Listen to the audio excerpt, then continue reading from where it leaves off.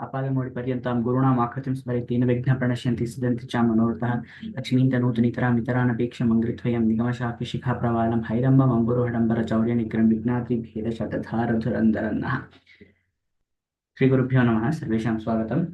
So we are now going towards the positive psychology element of the 11th shloka. So in the 11th shloka, we experience an opposition.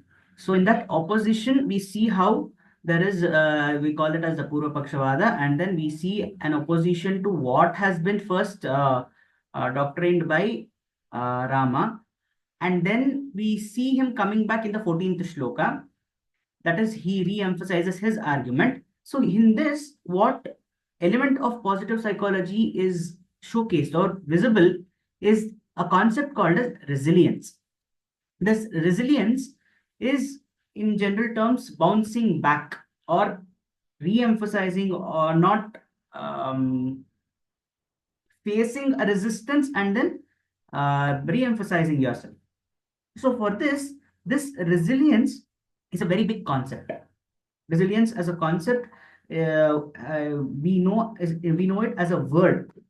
So, but resilience as a concept is much more bigger than that. There are there are 4 types of resilience. There are 3 components of resilience. There are 7 C's, 4 P's, like that. It goes on.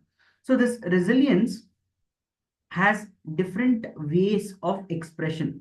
So for that, we concentrate a little closely on the concept of resilience and the elements that we see of resilience visible in these kinds of verses. That is the 11th, 12th, and 13th. When there is an opposition, how do I go through it? So in that, the first one that we see is actually called as positive emotions.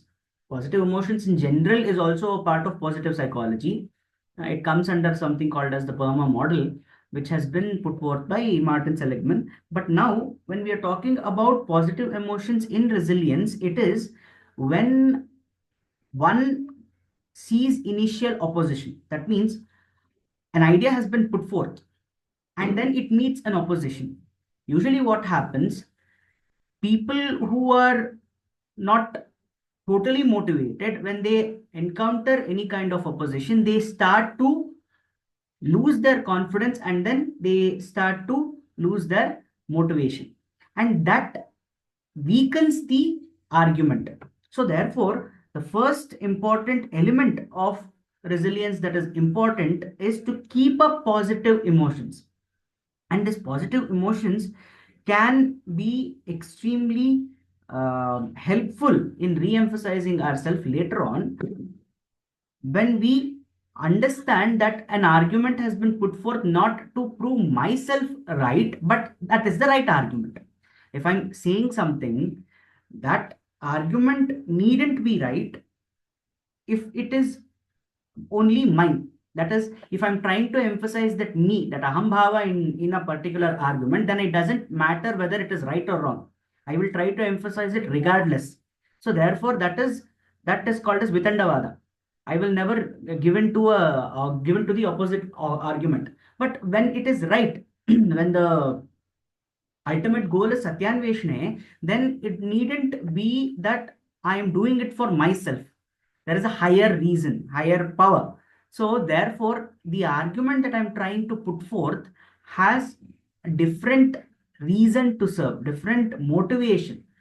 And that may not be true in the sense that I am putting it. That is, whatever in the form that I'm perceiving it and I am expressing it, it may not be correct. So there may be a flaw of logic also. While the intention is very much true and pure, when I try to express it, there may be a problem with my expression, there may be a problem with my logic, etc., etc., etc.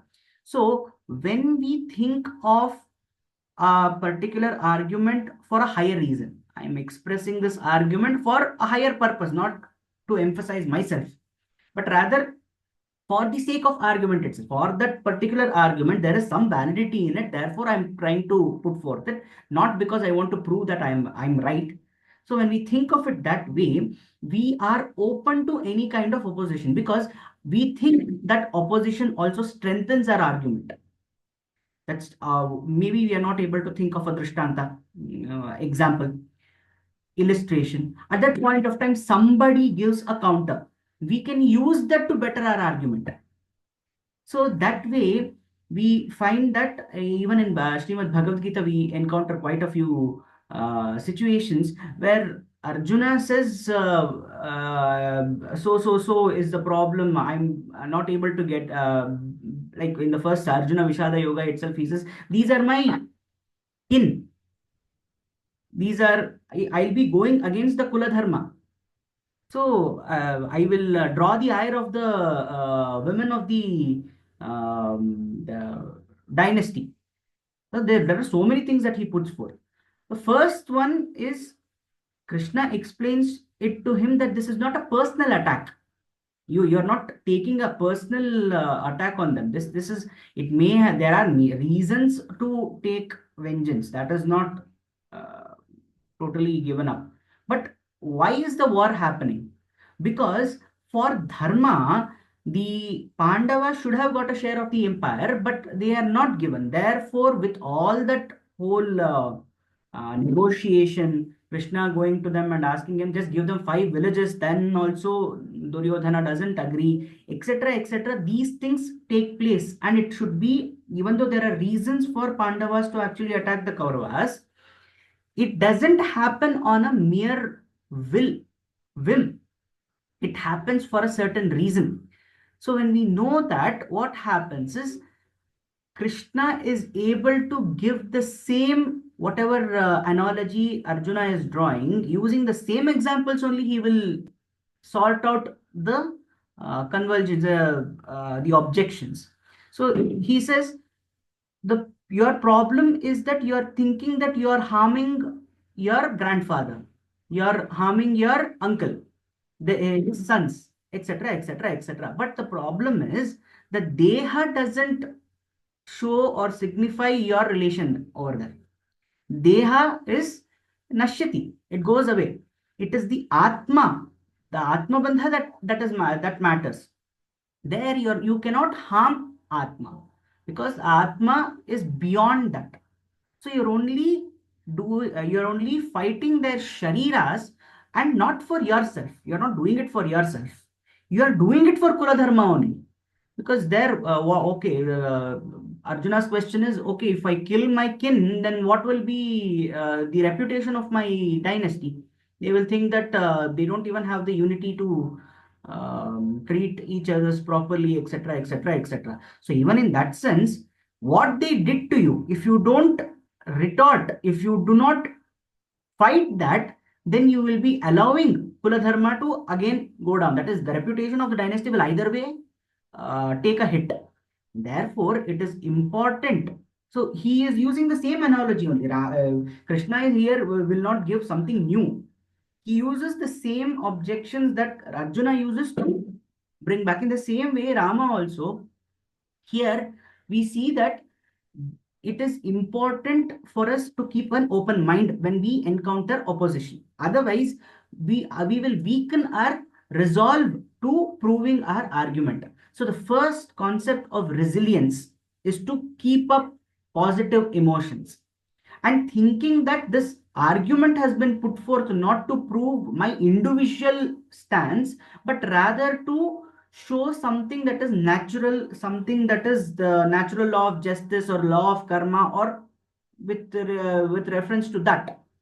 So thinking that this is just to bring about more insight towards the behavior or the decision making or whatever is the ultimate goal, this is just to make it a little more transparent, to make it more insightful. This argument has been put forth not to validate my own ego, then this positive emotions will be retained.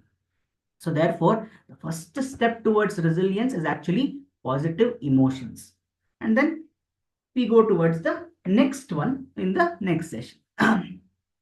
स्वस्ति प्रजाभ्यः प्रतिपालयन्तां न्यायेन मार्गेण महीमहीषा गोब्राह्मणेभ्यो शुभमस्तु नित्यं लोकाः समस्ताः सुखिनो भवन्तु कायेन वाचा मनसेन्द्रियैर्वा बुद्ध्यात्मना वा प्रकृते स्वभावात् करोमि यद्यत् सकलं परस्मै नारायणायेति समर्पयामि।